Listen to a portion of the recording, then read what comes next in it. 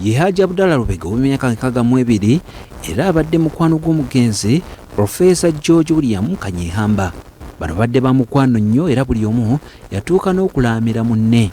Hajji Abdallah Lubega tusanze ku ndiri nga mugonvu asobodde otubuulira enkolagana gy'abadde ayina ne Professor George William Kanyehamba eyavudde mu bulamu bw'ensi eno. Buli kintu kyonna ekibadde wano nga tukonaganira wamu. Buli kintu kyonna ekibadde kiriwo nga tubeera wamu. Ogenda okugulawo ebitabo byawandiika nga tuli wamu. Emikolo egibadde gibeerewaawo batabana b'emujja balaba emukyala wali e Bungereza nga nze nzigulawo omukolo. Ono agamba nti enkolagana gy'abadde ayina ne Professor George William Kanyehamba baatuuka n'okulama buli omu n'akwasa munne obuvunaanyizibwa nga ye Kanyehamba yalaga Hajji Lubega we bali muziika ate ye Hajji Lubega n'alaamira Kanyehamba okubeera omukuza w'abaana be bwali bamusoose okufa. Era nze ngamba seeka tugende nkulage wendiziikibwa era byonna ne tubikolekera bibalaga nga kinaaba kimaze okutuuka kubanga kiri official nga bonna bakimanyi n'ab'embala era bakimanyi. Hajji Lubega bw'aba ayogera ku nkolagana gy'abadde ayina ne Professor George William Kanyehamba gwe wamma n'emmeeme emwennyika. Ndibadde ndi mulwadde ng'embeera yange ennafu n'omusawo yange okwogera ngenda kufuba nnyo okulaba nti omuntuukiriza eddaami lya mwami Professor Kanyehamba okubeera nga tetumenya ndagaano ye n'eddaame lye lyeyatulaamira ate nga n'empapula mu ebiri. Ono agamba nti oluvannyuma lwabadde mukwano gw'okufa eddimu erimwolekedde kwe kunoonya omuntu omulala omwesigwa nga Kanyehamba wabadde. Nvuddewo nja kulaba omulala ku bantu ab'obuvunaanyizibwa mikwano gyange we nazzaawo.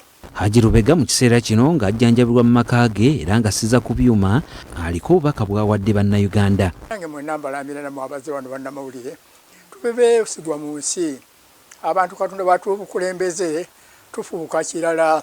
Ye mukyala wa Hajji Lubega Masitula Nakakaawa abayogera ku nkolagana gye babadde nayo ne Professor Kanyehamba amaziga gamuyitamu.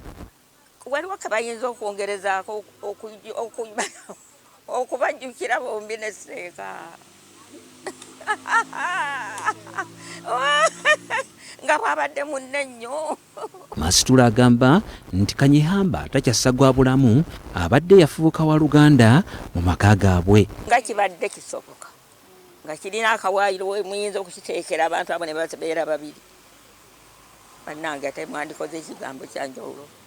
Okumanya omukwano gw'abano gubadde gubasaza mu kabu, Masitula asabye gavumenti eteekewo ekijjukizo okujjukira omukululo gwa Professor George William Kanyehamba.